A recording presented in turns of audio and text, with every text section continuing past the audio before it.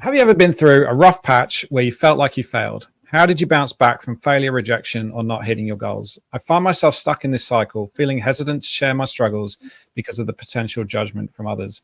I feel like I have a great group of friends, but I don't feel like we talk about anything deep anymore, so I'm feeling isolated. I do have a long-term partner of 6 years, but broaching the subject of a career change with my partner feels tough. I'm afraid he won't be on board, especially as we are hoping to buy a house. Lots going on there. There is a lot going on here. And firstly, I really hope that you're listening right now. I'm really sorry that it feels like that in your relationship. That really sucks.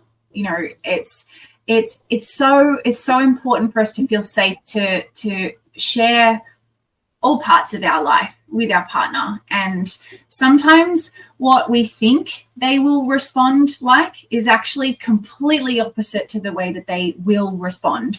So it might even be worth just trying it out and having a bit of a chat with them. You never know, you might be surprised. The idea of the buying a house scenario, I get it. There's a real desire to get into the housing market. I get it. However, recently I've been listening a lot to this guy in America, Dave Ramsey. He's sort of he's similar to one of my money mentors in certain situations, and that's kind of how I came across him. But I encourage you to have a listen. You can find him on YouTube.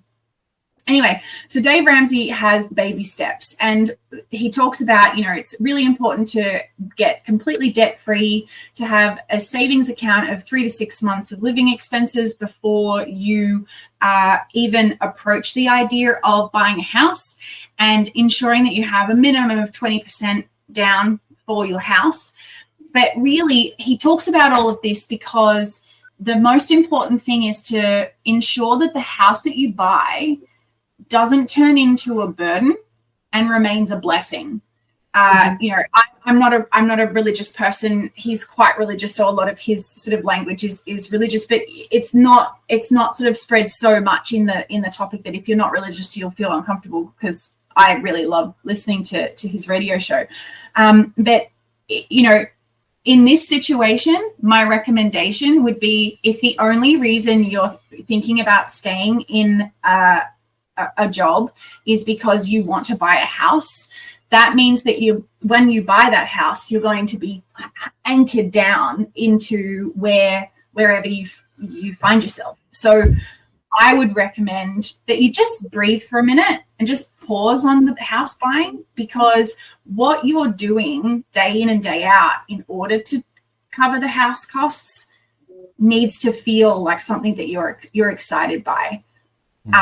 To swing back to how to manage failure and rejection, all of those things, there have been so many experiences of that in my life, both recent and throughout my life, that I have felt those ways.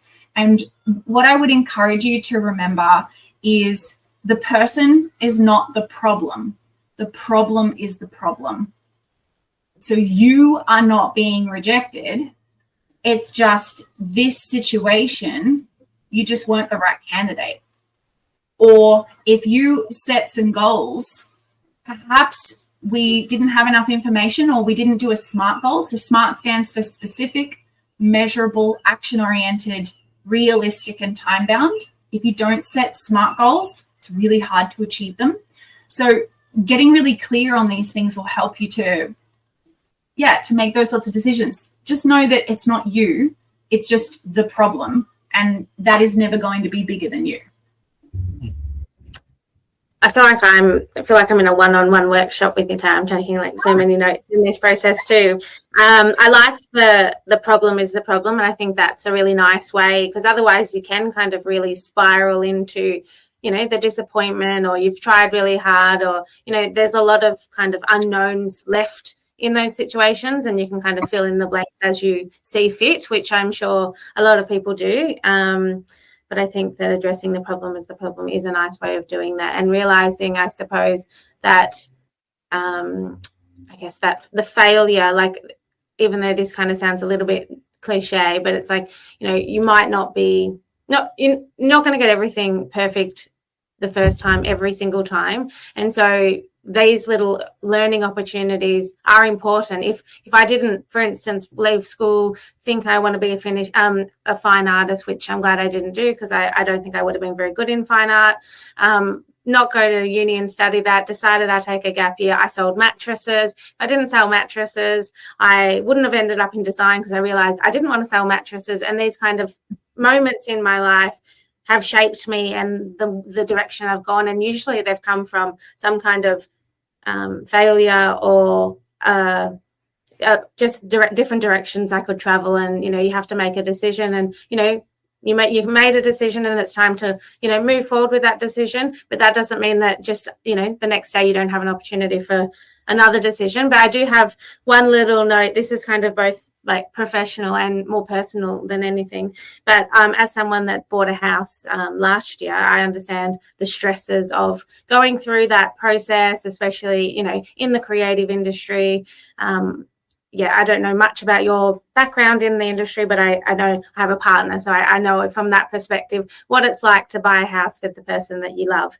And I think that for us, it was still a really stressful topic, so much so that we made up a code word, like to talk about, have really productive conversations, because we have different ways of communicating in these situations.